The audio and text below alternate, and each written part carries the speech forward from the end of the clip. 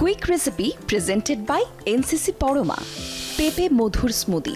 উপকরণ: পাকা পেঁপে 1 কাপ, ঠান্ডা দুধ 1/2 কাপ, দই 1/2 কাপ, ভ্যানিলা আইসক্রিম 1 কাপ, মধু 2 চা চামচ, চিনি 1 টেবিল চামচ, বরফ লাগবে 2 টুকরো। পেঁপে মধুর স্মুদি প্রস্তুত প্রণালী: প্রথমে বরফ, পাকা পেঁপে, দই, ভ্যানিলা আইসক্রিম, মধু, চিনি, ঠান্ডা দুধ সহ সব উপকরণ একত্রে মিশিয়ে নিতে হবে। মেশানো উপকরণগুলো ব্লেন্ডারে ভালো করে ব্লেন্ডিং করতে হবে। আর ব্লেন্ডিং শেষ হয়ে গেলে পেয়ে যাবেন মজাদার পেঁপে স্মুদি। খেয়াল রাখুন, ব্লেন্ডিং যদি বেশি হয় তাহলে জুসে পানির অংশের পরিমাণ বেশি হবে। Quick recipe presented by NCC Parama. Parama monthly saving স্কিমে 250 টাকা থেকে 2 থেকে 10 বছর মেয়াদে সঞ্চয়ের সুযোগ, সাথে 90% ঋণ সুবিধা।